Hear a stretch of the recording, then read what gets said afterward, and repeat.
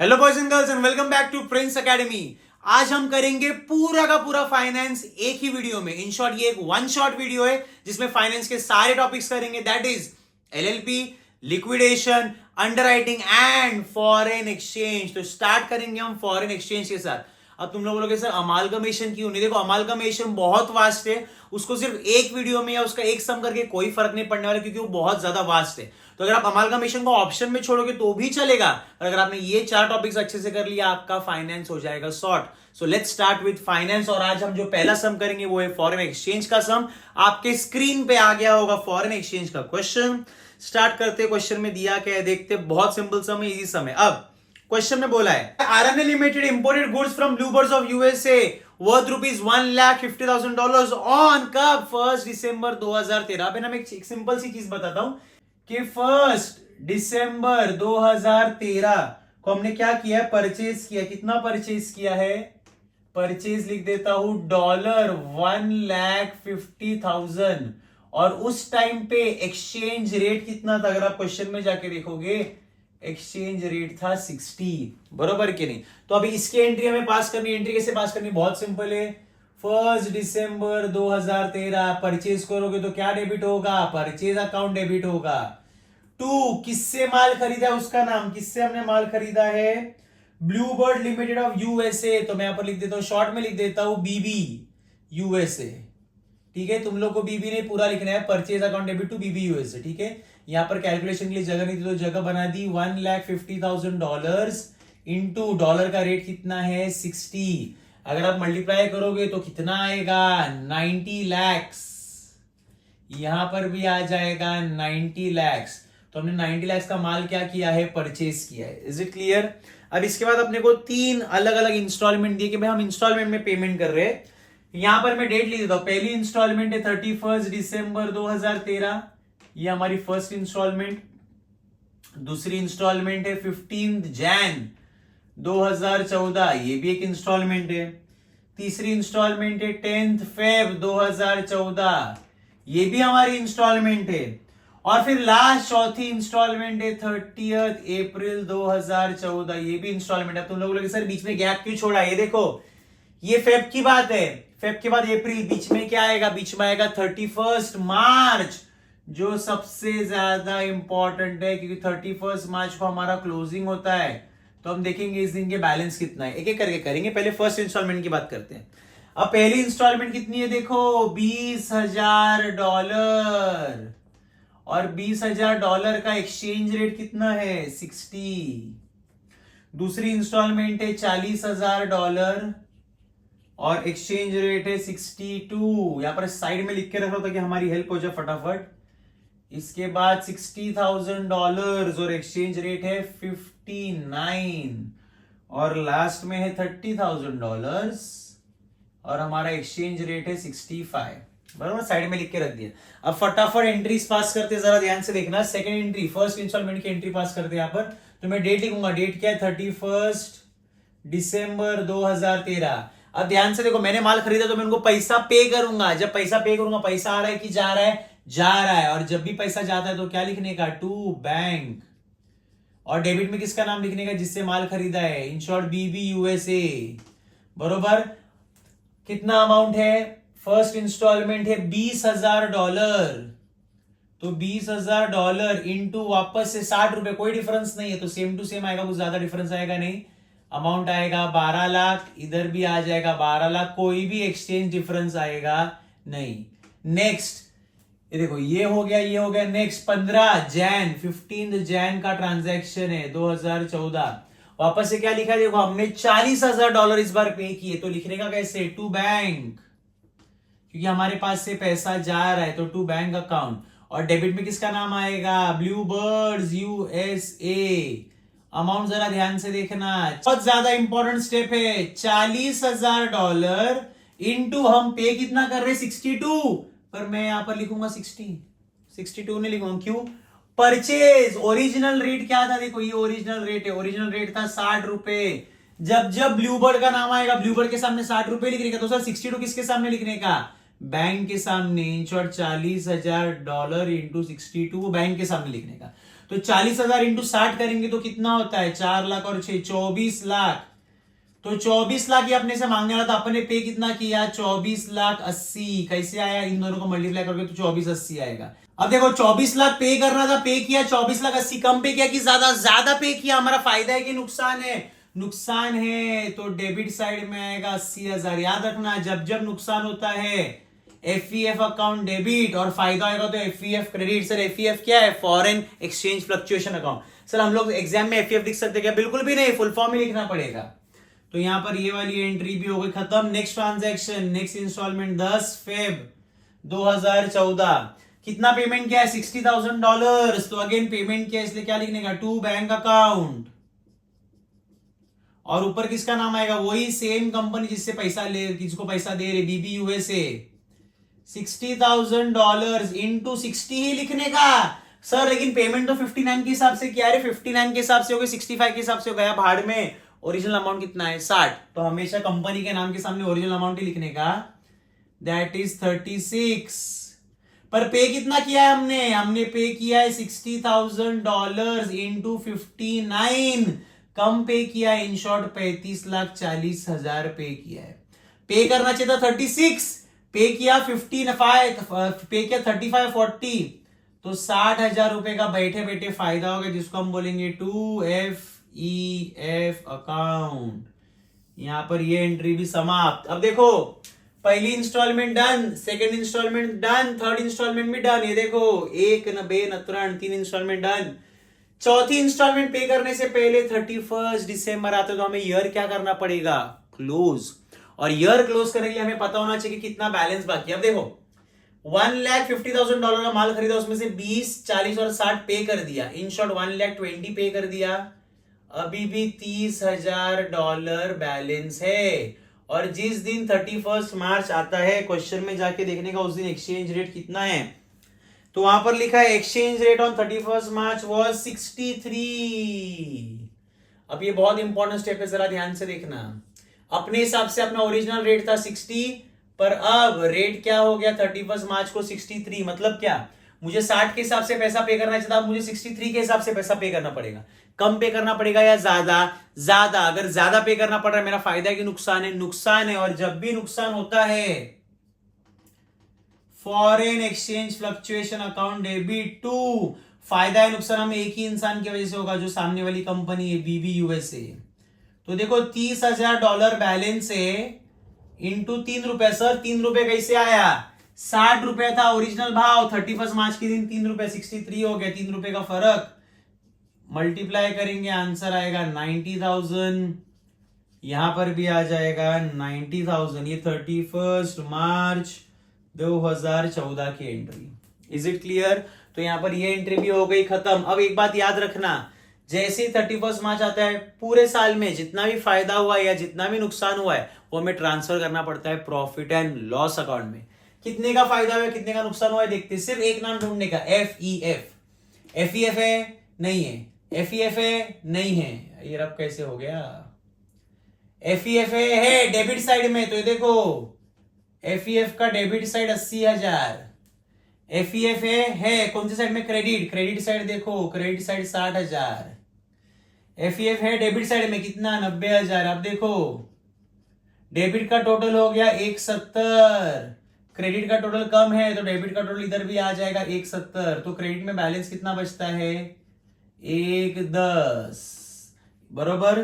तो एफईएफ को क्रेडिट करना पड़ेगा 110 से, तो मैं यहां पर लिखूंगा 2। एक काम करता हूं ऊपर लिख देता हूं ताकि क्लियरली दिखे, 2FEF अकाउंट। और ऊपर डेबिट में क्या आएगा, प्रॉफिट एंड लॉस अकाउंट। मतलब 1,10,000 का हमें पूरे साल में नुकसान हो गया है फॉरेन एक्सचेंज की वजह से। 1,10,000। और ये एंट्री भी रहेगी 31 मार्च 2014। अब जैसे आप ये एंट्री मार देते हो, ये 60 रुपए को भूल जाने का अपना ओरिजिनल रेट अभी क्या हो जाएगा, 63। एक ही लास्ट ट्रांजैक्शन बचा है 30 अप्रैल का, तो मैं यहां पर डेट लिख देता हूं 30 अप्रैल 2014। क्योंकि अगेन अपन पेमेंट कर रहे तो क्या आएगा, टू बैंक। और डेबिट में किसका नाम आएगा, जिसको पे करते हैं, दैट इज बीबी यूएसए। अब अगर अपन देखें ध्यान से, $30,000 पे करने के हैं और रेट कितना बोला है, रेट पे करने का 65 के हिसाब से, लेकिन बीबी के सामने ओरिजिनल रेट ही लिखने का। ओरिजिनल रेट क्या है, 60 नहीं, 31 मार्च के बाद ओरिजिनल रेट हो गया 63। तो यहां पर मैं लिख देता हूं 63 हमारा ओरिजिनल रेट है, लेकिन पेमेंट किसके हिसाब से किया है, 65 के हिसाब से। तो नीचे लिख देता हूं 30,000 इंटू 65। अब एक्चुअली अमाउंट आता कितना है देखते, 30,000 इंटू अगर 60 करते तो 3,18,00,000 आता। 18,90,000 हमें पे करना चाहिए था, पर हमने पे किया है 19,50,000। तो जो 60,000 ज्यादा पे किया है वो हमारा लॉस है, और लॉस को हम क्या बोलेंगे, एफईएफ अकाउंट डेबिट। यहां पर ये एंट्री भी हो गई खत्म। अब देखो सब सारे के सारे इंस्टॉलमेंट खत्म हो गए। इस ईयर को भी क्लोज करेंगे कब, 31 मार्च 2015 हो जाएगा, 14 से 15 हो जाएगा। एक ही एंट्री एफईएफ की, क्योंकि देखो यहां तक तो पुराना साल था, यहां से नया साल शुरू हुआ है। एक ही एंट्री एफईएफ की, यहां पर एफईएफ डेबिट है, नीचे लेके आके उसको कर दो क्रेडिट, और प्रॉफिट एंड लॉस का नाम ऊपर लिख दो। सम हो गया खत्म, कि इस लास्ट ईयर का जो हमें नुकसान हुआ वो हमने प्रॉफिट एंड लॉस में ट्रांसफर कर दिया। यहां पर हमारी जर्नल एंट्रीज हो गई खत्म। Is it clear? अगर आप क्वेश्चन में ध्यान से जाके देखोगे, क्वेश्चन में उन्होंने हमें जर्नल एंट्रीज के साथ फॉरेन एक्सचेंज फ्लक्चुएशन अकाउंट बनाने भी बोला है। अब मैं यहां पर दोनों को सिर्फ शॉर्ट में बता देता हूं, पूरा अकाउंट हम नहीं बनाएंगे। कि सपोज अगर बीबी यूएसए का अकाउंट बनाने का है तो कैसे बनेगा, फॉरेन एक्सचेंज फ्लक्चुएशन अकाउंट भी बनाने का है तो कैसे बनेगा, एकदम सिंपल है, ध्यान से देखा। पहले हम बीबी यूएसए अकाउंट बनाते, जिस एंट्री में बीबी यूएसए उसको ढूंढो। यहां पर दिखा बीबी यूएसए, डेबिट में कि क्रेडिट में, क्रेडिट में। अपन भी एंट्री पास करेंगे क्रेडिट में, बरोबर। अगर मैं बीबी यूएसए को कवर करूं, नाम क्या बचता है, परचेज। तो यहां पर लिखने का, डेट लिखने की सबसे पहले तो 1 दिसंबर 2013 बाय परचेज, और अमाउंट लिख देने का 90 लाख, बरोबर। शॉर्ट में खाली बता रहा हूं। नेक्स्ट, बीबी यूएसए है क्या, एंट्री में है, कौन से साइड है, डेबिट साइड। अपन भी किधर लिखेंगे, डेबिट साइड। अगर डेबिट साइड को कवर किया, बचता क्या है, टू बैंक। तो हम यहां पर क्या लिखेंगे, टू बैंक, और डेट क्या है 31 दिसंबर। कितना है बैंक में, 12 लाख रुपए। नेक्स्ट वापस से देखो, बीबी यूएसए डेबिट, हम डेबिट साइड कवर कर देते, बचता क्या है, टू बैंक। तो वापस से लिखने का टू बैंक। इस बार अमाउंट कितना है, 24,80,000, और डेट है 15 जैन। अब ध्यान से देखना, हमने पूरा डेबिट साइड कवर किया था और टू बैंक लिख दिया, पर एक्चुअली बीबी यूएसए का अकाउंट तो सिर्फ बीबी यूएसए का नाम कवर करना चाहिए था, एफईएफ का नाम कवर नहीं करना चाहिए था। और एंट्री में एफईएफ भी तो है, क्या एफईएफ के आगे टू लिखा है, नहीं, तो उसको सामने के साइड फेंक दो, बाय। तो बाय एफईएफ कितना आएगा, 80,000, सेम डेट 15 जैन, बरोबर। नेक्स्ट वापस से बीबी यूएसए डेबिट में, अगर अपन डेबिट साइड को कवर करें, क्या बचता है, टू एफईएफ टू बैंक, दोनों एज इट इज लिख देने का, to FEF to bank as it is लिख देने का। एफईएफ में अमाउंट है 60,000, बैंक का अमाउंट है 35,40,000, और डेट क्या है 10th April. Is it clear? ऐसा करते करते पूरा अकाउंट खत्म कर देने का। सेम अगर अपन फॉरेन एक्सचेंज फ्लक्चुएशन की बात करें, जिस एंट्री में एफईएफ का नाम है वही एंट्री आएगी, ये एंट्री नहीं आएगी, ये भी नहीं आएगी, ये एंट्री आएगी। अब ध्यान से देखना, एफईएफ डेबिट में कि क्रेडिट में, डेबिट में। हम भी एंट्री इधर पास करेंगे डेबिट में, पर नाम किसका लिखने का, टू बैंक नहीं लिखने का, बीबी का नाम लिखने का, क्योंकि बीबी यूएसए की वजह से या तो प्रॉफिट हो रहा है या तो लॉस। तो यहां पर लिखने का टू बीबी यूएसए। एफईएफ के सामने अमाउंट है 80,000। नेक्स्ट ये देखो, एफईएफ क्रेडिट में, हम भी क्रेडिट में लिखेंगे, पर नाम किसका लिखेंगे, बीबी यूएसए का ही नाम आएगा। तो यहां पर हम लिखेंगे बाय बीबी यूएसए। अमाउंट कितना है एफईएफ के सामने, 60,000। ऐसा करते करते करते एफईएफ अकाउंट भी खत्म करने का। Is it clear? तो यहां पर हमारे पूरा का पूरा फॉरेन एक्सचेंज हो गया, इससे ज्यादा हायर लेवल के सम यूजुअली नहीं आते हैं। The next topic is underwriting of shares. Again बहुत सिंपल है, बहुत इंपॉर्टेंट, बहुत इजी भी है। क्वेश्चन में दिया क्या, एक बार देखते हैं। क्वेश्चन में दिया company issued 1,50,000 shares of 10 each at a premium of 10। Again इस सब में अपने को कोई इंटरेस्ट नहीं, आगे बोला क्या है, एंड वाज अंडररिटन एज फॉलोज। जैसे ही दे दिया वाज अंडररिटन एज फॉलोज, हम हमारा सम कर देंगे स्टार्ट। यहां पर हम लिखेंगे ए, हमेशा क्या लिखने का, ए में ग्रॉस लायबिलिटी। क्या अंडरराइटर्स ने कितना अग्री किया लेने के लिए ग्रॉस लायबिलिटी। तो हमें जो नंबर ऑफ शेयर्स दिए वो है 90,000, Y ले रहा है 37,500 और Z ने अग्री किया है 22,500 की शेयर्स अंडरराइट करने के लिए। टोटल हो जाता है 1,50,000। अगर आप रेशियो निकालोगे तो रेशियो आ जाएगा 12:5:3, बरोबर। ये हमारी ग्रॉस लायबिलिटी।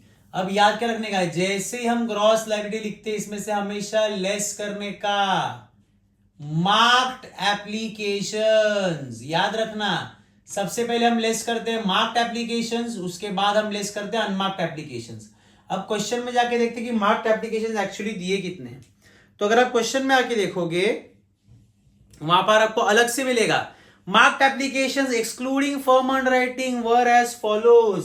अब एक्स के मार्क्ड एप्लीकेशंस कितने हैं, 15,000, माइनस कर लो। वाई के कितने हैं, 30,000 और जेड के कितने हैं, जेड के हैं 7,500। इन सबको कर देने का माइनस, अगर आप इन सबको ऐड करोगे तो टोटल हो जाता है 52,500। तो 52,500 हम क्या कर देंगे, लेस, और यहां पर क्या लिखने का, एक्चुअल, कि भाई एक्चुअली मार्क्ड इतने ही थे। अब ए बी सी के बाद आता है डी, सी और डी, बरोबर। तो यहां पर हम ग्रॉस लायबिलिटी के नीचे लिख देंगे बैलेंस, और हमें ये बैलेंस कैसे मिला है, ए माइनस बी करके।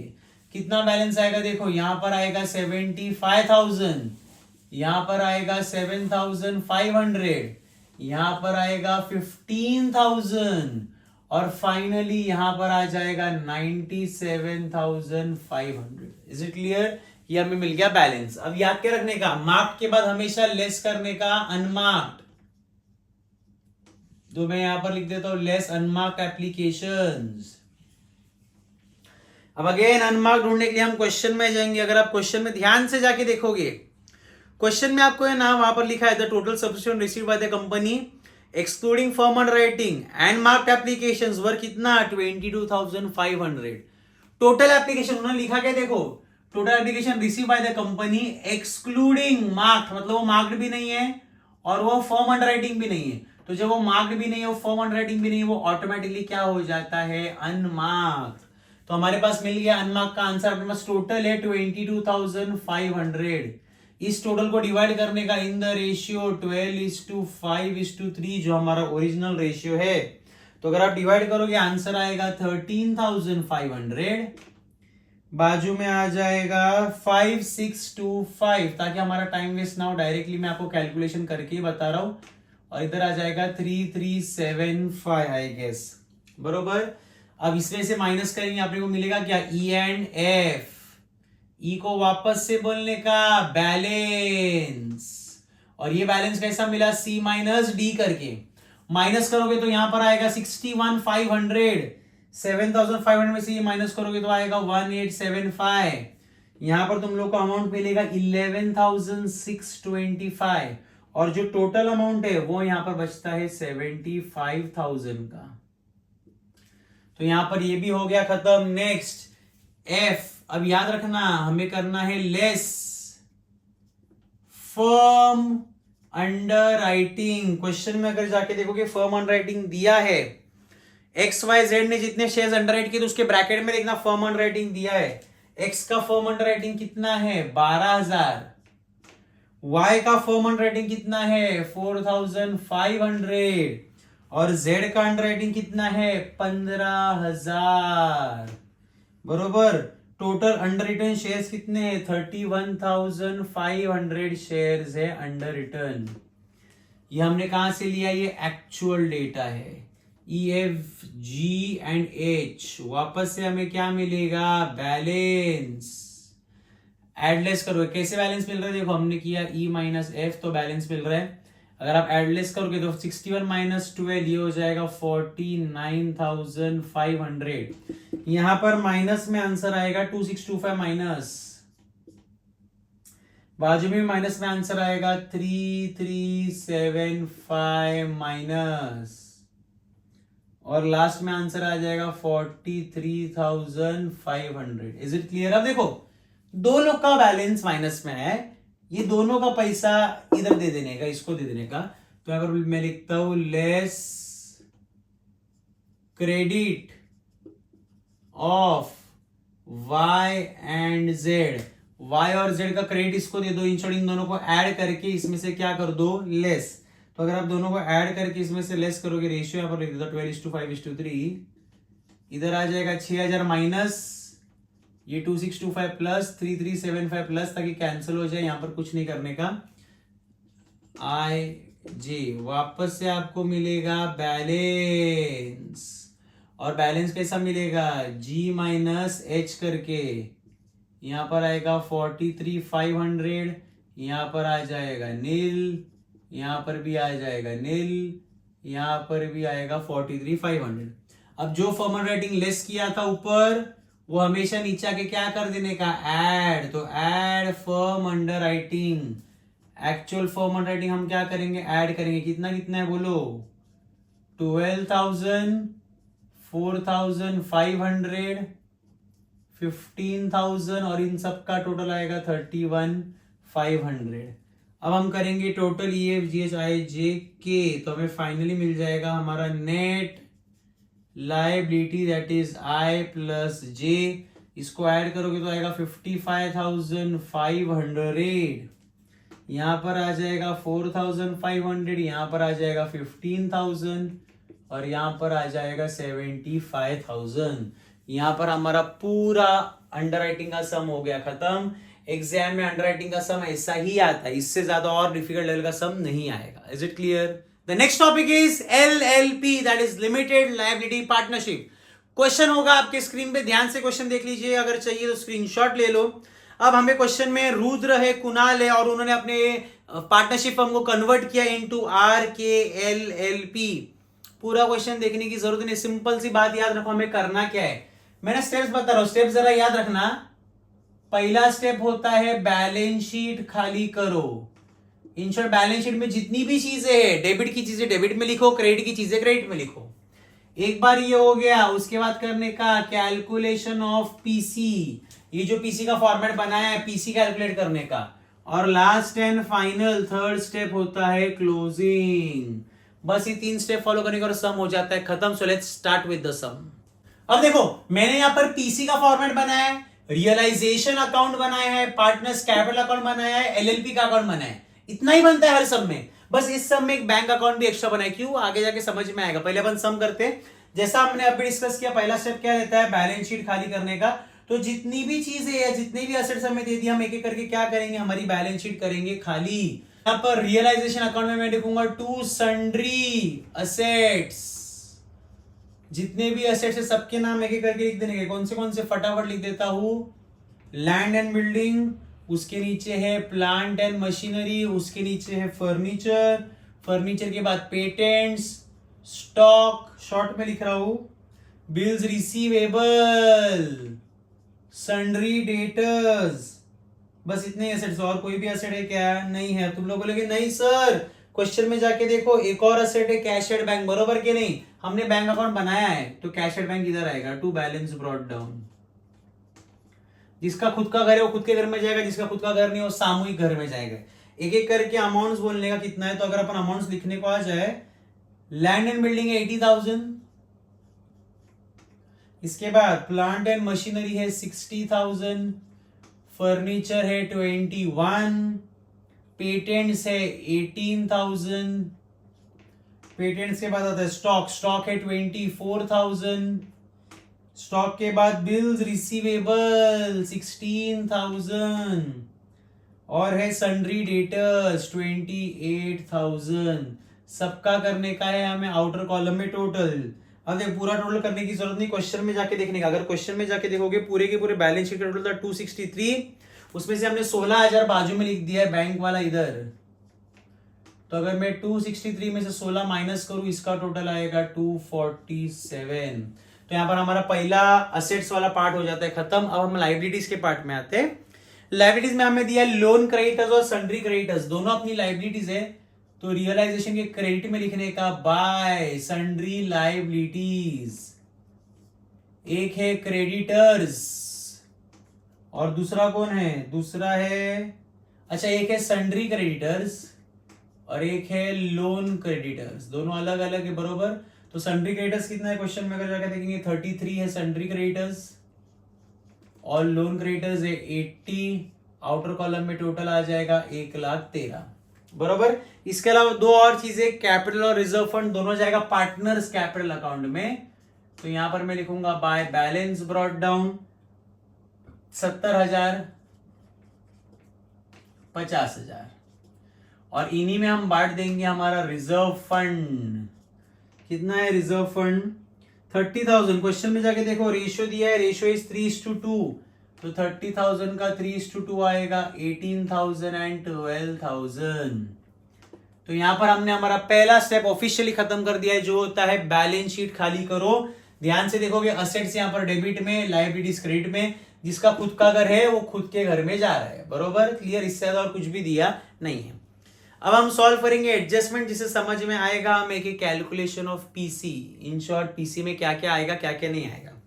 सबसे पहले क्या बोला है, the LLP will take over loan creditors but will not take over sundry creditors. LLP sundry creditors को लेके नहीं जाएगा। इधर जरा मैं स्पेस छोड़ के नाम वापस लिख देता हूं इसका, सन्ड्री क्रेडिटर्स, ताकि यहां पर क्रॉस मार्क कर पाओ कि ये लेके नहीं जाएगा। ठीक है, आगे देखते क्या है। Land and building will be valued eight 95। देखो हर एक असेट का ना नया नया वैल्यू दिया है। पीसी का फॉर्मेट क्या होता है, असेट्स और असेट्स में से हम माइनस क्या करते हैं, माइनस लायबिलिटीज, तो हमें पीसी मिलता है। अब असेट्स में क्या क्या नई नई वैल्यूज है देखते हैं एक बार। तो land and building will be valued eight 95, तो लैंड एंड बिल्डिंग और इसके सामने वैल्यू लिख देता हूं 95, 80 का 95 मिल रहा है। नेक्स्ट और कौन से एसेट का वैल्यू दिया, machine 72, stock 32, plant and machinery 72, stock वो लोग लेने को तैयार है 32 में। इसके अलावा क्या दिया है, and all other assets except cash and patents at book value. Cash मत लो, पेटेंट मत लो, सब कुछ किस पे लो, बुक वैल्यू पे, बरोबर कि नहीं। अगर हम ध्यान से देखेंगे हमें कैश तो हम लिए नहीं, पेटेंट हमें नहीं लेने का, बाकी सब ले लो। बचा क्या क्या, फर्नीचर बचा है इसमें से, बिल्स रिसीवल बचा है और डेटर्स बचा है। देखो 1 2 3 4 5 6 7, उसमें से एक नहीं ले रहे तो 1 2 3 4 5 6 बराबर। अब इसको बुक वैल्यू पे लेने का मतलब फर्नीचर को हम लेंगे 21 पे, बिल्स रिसीवल को हम ले लेंगे 16 पे और डेटर्स को हम ले लेंगे 28 पे। बाजू में जैसी अमाउंट लिखी थी वैसी की वैसी अमाउंट लिख दी। Is it clear. पेटेंट के साथ क्या होने वाला है, patents are valued at 25,000 and realise in cash. मतलब क्या, ये जो पेटेंट था किधर गया, पेटेंट ये रहा, ये पेटेंट हमने बेच दिया, किसमें बेच दिया, कैश में। अब सिंपल सा लॉजिक समझो, पेटेंट था तो इधर चला जाएगा तो लिखना पड़ेगा क्रेडिट में, तो मैं यहां पर लिखूंगा बाय बैंक अकाउंट ब्रैकेट में पेटेंट्स के, पेटेंट्स बेचा 25,000 में, यहां पर क्रेडिट तो बैंक अकाउंट में डेबिट टू पेटेंट्स। अब क्योंकि पेटेंट्स रियलाइजेशन में तो हमें लिखना पड़ेगा टू रियलाइजेशन, ब्रैकेट में लिख देना चाहिए तो पेटेंट्स 25,000। Is it clear. चलो ये भी हो गया। नेक्स्ट एक ही मैंने एडजस्टमेंट है, उसके बाद समी खत्म हो जाता है। Goodwill of the firm to be valued at 2 years purchase of the average of last 3 years। The profit of last 3 years is after setting aside 10,000 each for reserve fund. अब प्रॉफिट कितना कितना दिया देखो, 44, 52 और 60, ये हमें हमारा दिया है प्रॉफिट। अब एक बात याद रखना, उन्होंने जो 3 प्रॉफिट दिए, मेरे पास जगह नहीं तो मैं इधर कर देता हूं। पहले साल का प्रॉफिट है 44, दूसरे साल का प्रॉफिट है 52 और तीसरे साल का प्रॉफिट है 60। अब इन्होंने क्या बोला, ये प्रॉफिट हमें कैसे मिला है, 10-10 हजार काट काट के। इन शॉर्ट 44 नहीं 54 होना चाहिए था असली प्रॉफिट, उन्होंने 10,000 काटा तो मैं 10,000 वापस ऐड कर रहा हूं। 52 नहीं 62 होना चाहिए, तो देखो मैं 10,000 वापस ऐड कर रहा हूं, और 60 नहीं तो 70, और इसलिए मैं 10,000 वापस ऐड कर रहा हूं। सर वापस ऐड क्यों करेगी, उन्होंने क्वेश्चन में क्या बोला है, ये जो 3 प्रॉफिट मिले हैं ये 10-10 हजार जनरल रिजर्व काट के मिले। तो ये देखो 10-10-10 30 होता है, ये रहा वो 30,000 रिजर्व फंड जो हमने पार्टनर्स में बांटा। ये रिजर्व फंड का पैसा कहां से आया, हम प्रॉफिट में से 10-10 हजार ले रहे थे, तो 10-10 हजार वापस प्रॉफिट में डाल दो ताकि हमें एग्जैक्ट मिले कि एग्जैक्ट प्रॉफिट था कितना। अगर हम इन सब का टोटल करेंगे तो सबका टोटल आता है 1,86,000 डिवाइड बाय अगर 3 करूं ताकि हमें एवरेज प्रॉफिट मिल जाए। एवरेज प्रॉफिट होता है 62,000। तो सर गुडविल मिल गया ना 62, बिल्कुल भी नहीं। गुडविल क्या है, 2 years purchase of average profit, मतलब 2 into 62, तो आंसर आएगा 1,24,000। तो हमारा गुडविल कितना है? 1,24,000। मेरे पास जगह नहीं तो हमें प्रॉपर वर्किंग नोट बनाता था, बरोबर। एवरेज निकाला तीनों साल के प्रॉफिट का 62 आया, उसको 2 से मल्टीप्लाई कर दिया, बरोबर। तो हमारा गुडविल एक्चुअली आता है 1,24,000। अगर मैं इस गुडविल को हटा दूं तो गुडविल के बाद ऐसा कोई भी एडजस्टमेंट नहीं बचता है जो अपने को डिफिकल्ट लगे सॉल्व करना, पर बाकी के एडजस्टमेंट इजीली कर सकते हैं सॉल्व, बरोबर।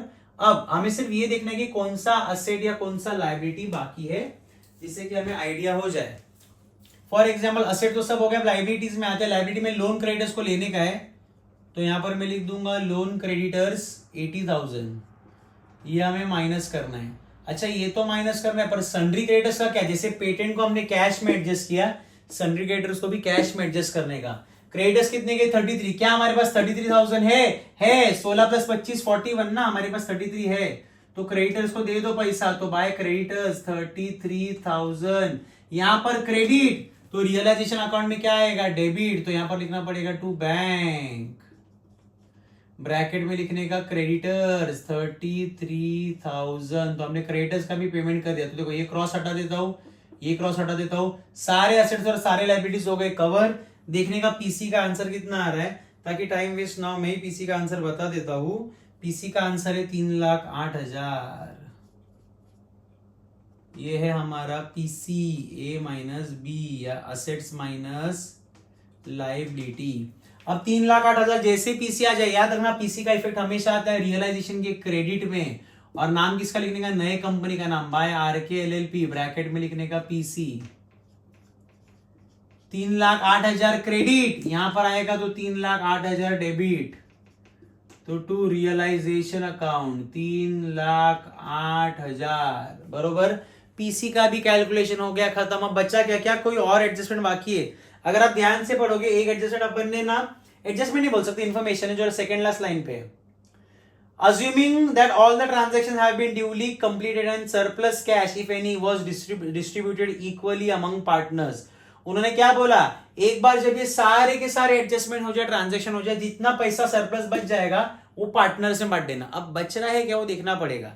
अगर हम क्वेश्चन में आके देखें, हमारे पास बैंक अकाउंट में कितना पैसा बच रहा है टोटल, अगर मैं करूं यहां पर 41,000 मेरे पास था, 41,000 मेरे पास था, 41 में से 33 गया, तो बचा कितना? 8,000। ये 8,000 किस में बांटना चाहिए? हमें पार्टनर्स में बांटना चाहिए। तो मैं यहां पर लिखता हूं बाय पार्टनर्स कैपिटल, अंडरलाइन करके रुद्र और कुणाल, 4,000 4,000। यहां पर क्रेडिट, तो पार्टनर्स के कैपिटल में debit to bank account 4,000 4,000। Is it clear? कुछ भी डाउट है? नेक्स्ट आगे बढ़ते। मेरे हिसाब से और कोई भी एडजस्टमेंट नहीं, सारे के सारे एडजस्टमेंट्स हो गए खत्म। पार्टनर्स कैपिटल पे ये सब हम करते हैं क्लोजिंग। क्लोजिंग में सबसे पहले क्लोज क्या करने का है? Realization account. रियलाइजेशन अकाउंट का टोटल कितना आ रहा है? रियलाइजेशन अकाउंट का टोटल आ रहा है 446।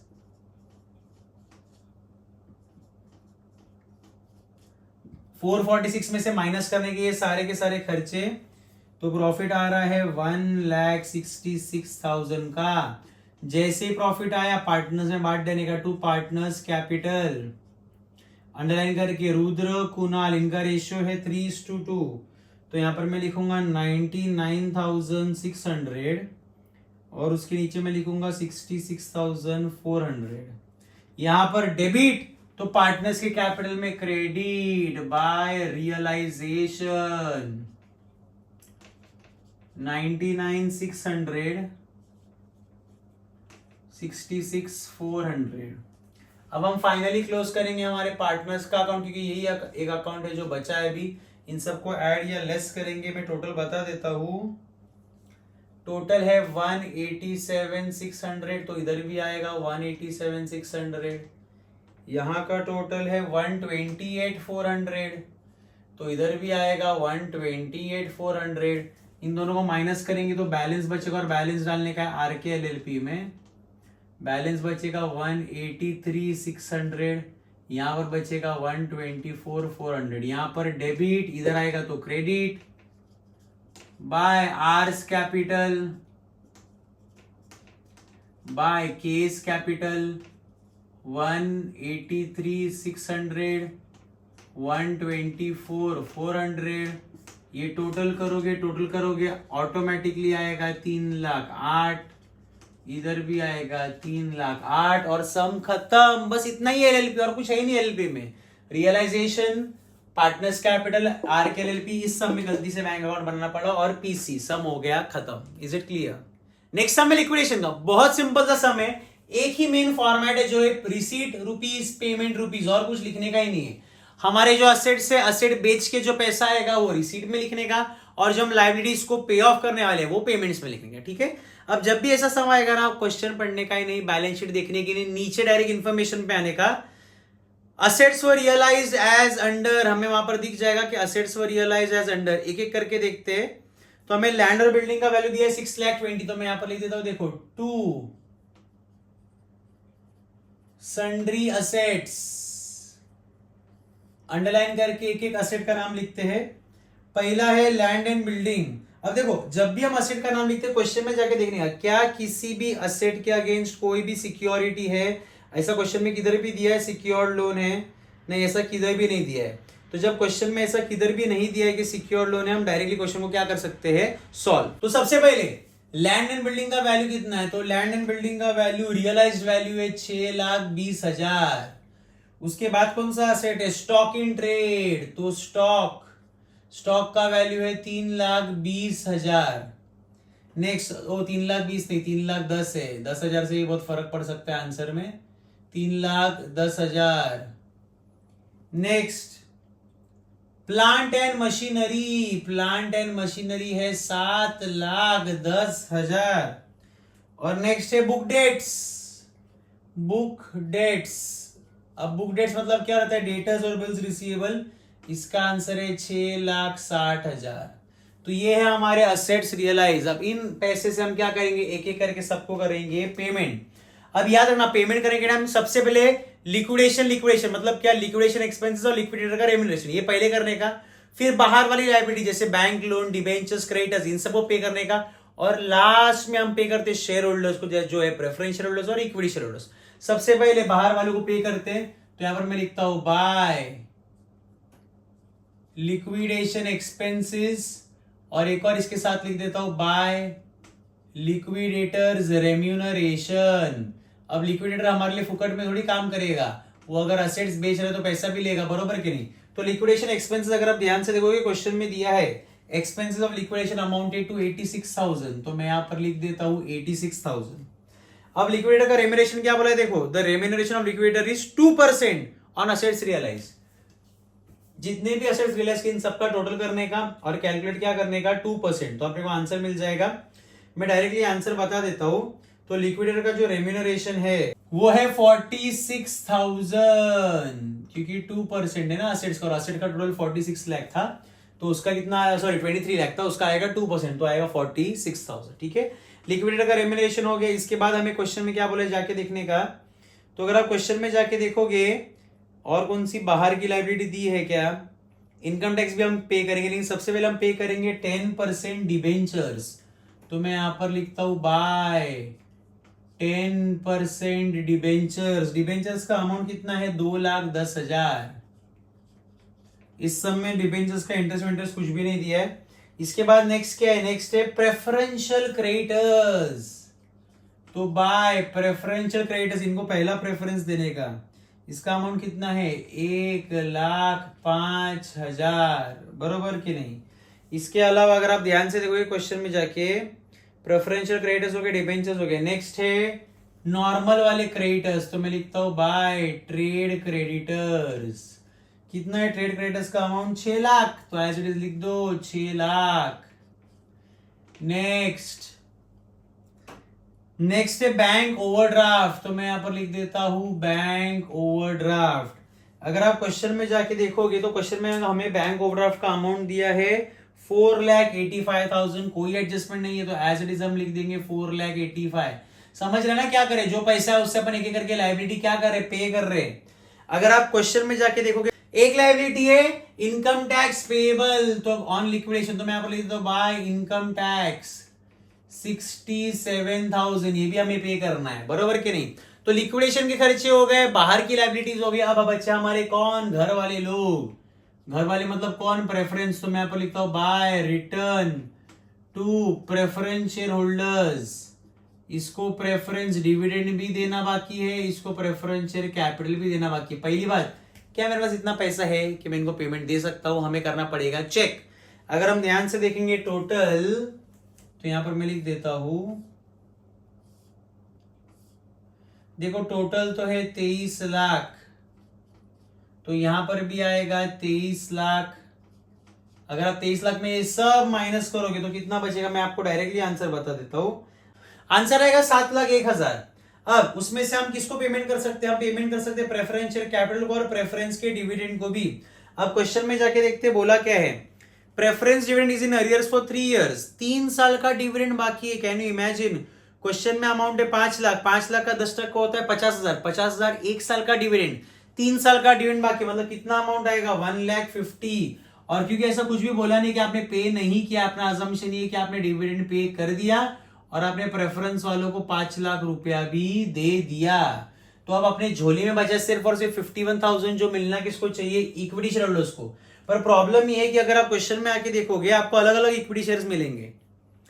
पहला लिखा है equity share capital 5,000 shares of 100 each, 60 पर share called up and paid.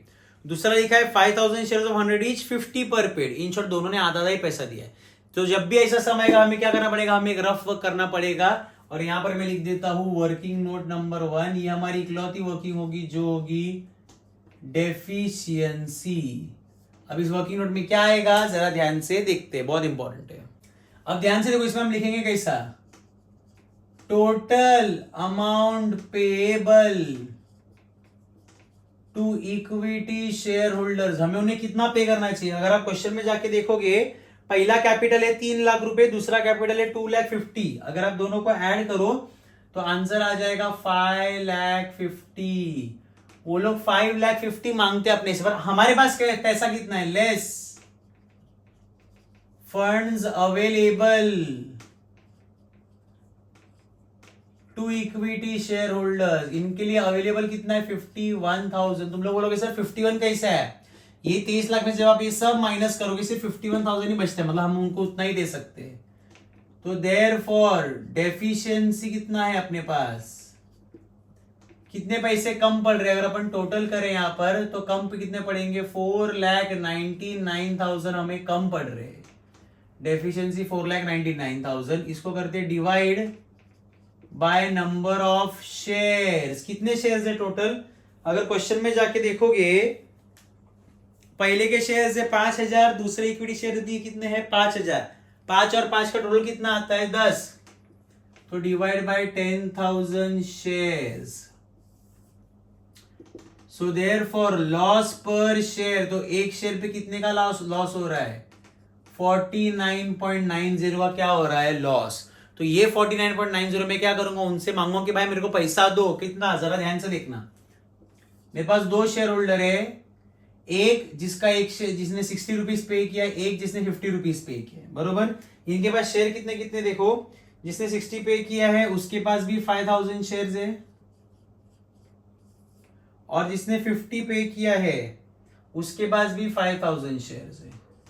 अब जरा लॉजिक समझना, मैं इनको क्या बोलूंगा कि भाई आप कंपनी के ओनर हो, अपने कंपनी को 49.90 का लॉस हो गया है, लो मेरे को 49.90 दे दो। तो ये क्या बोलेगा, एक मिनट मैं आपको 60 रुपए दे चुका हूं, 49.9 और क्यों दूं। तो ये जो मेरे 60 रुपए ना ये आप ले लो, ये 60 में से आप आपका 49.9 लॉस झेल लो, जो बच गया 10.1 वो मेरे को दे देना।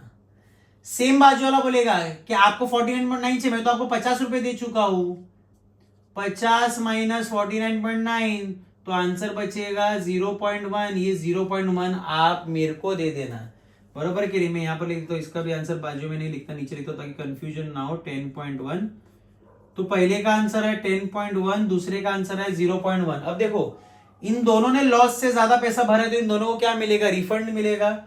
तो 10.1 into 5,000 shares, 0.1 into 5,000 shares, automatically आपको आंसर आ जाएगा, बरोबर। हमें इससे ज्यादा कुछ दिखाने की जरूरत नहीं है।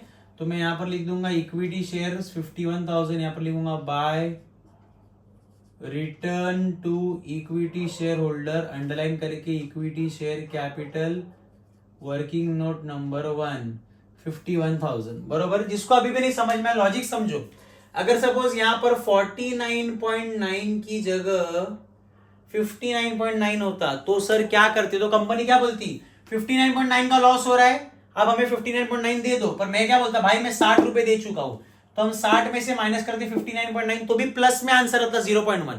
मतलब क्या, हमें इसको पैसा देना पड़ता। लेकिन अगर मैं इधर सेम 59.9 लिखता, अगर सपोज यार ये 59.9 में अगर इधर लेके आता 50 माइनस 59.9, नेगेटिव में आंसर आता कि माइनस 0.99 या माइनस 9.9। तो मैं क्या करता, इसको बोलता कि भाई तेरा आंसर नेगेटिव में आ रहा है, तू मेरे को पैसा दे। तो इसके बाद से मेरे को पैसा आता तो मैं रिसीट में लिखता, और इसके बाद से मेरा पैसा जाता तो मैं पेमेंट में लिखता। फिलहाल इस केस में क्या हो रहा है, मेरा लॉस कितना है 59.9 नहीं था मेरा लॉस था 49.9। अब 49.9 जो मेरा लॉस है उतना पैसा तो ये ऑलरेडी दे चुका है कंपनी में 60 रुपया, ये भी ऑलरेडी दे चुका है 50 रुपया, तो मैं इनसे और मांग नहीं सकता, मुझे इनको पैसा रिफंड ही करना पड़ेगा। तो हमने ओवरऑल रिफंड कर दिया 51,000 का। Is it clear? यहां पर ये सम हो गया खत्म, लिक्विडेशन इतना ही और कुछ भी नहीं है। तो हमने आज के इस वीडियो में एलएलपी किया है, लिक्विडेशन किया है, फॉरेन करेंसी किया है, और हमने एक और टॉपिक कौन सा किया, अंडरराइटिंग ऑफ शेयर्स भी किया है। इन शॉर्ट पूरा का पूरा फाइनेंस ऑलमोस्ट कवर किया। अमाल का पेशेंट का टेंशन बिल्कुल मत लो। तब तक चैनल को सब्सक्राइब करते रहो, वीडियो को लाइक करो, शेयर करो अपने दोस्तों के साथ। कुछ भी डाउट रहेगा तो कमेंट सेक्शन में लिख के जरूर बताना। All the best for your finance exam.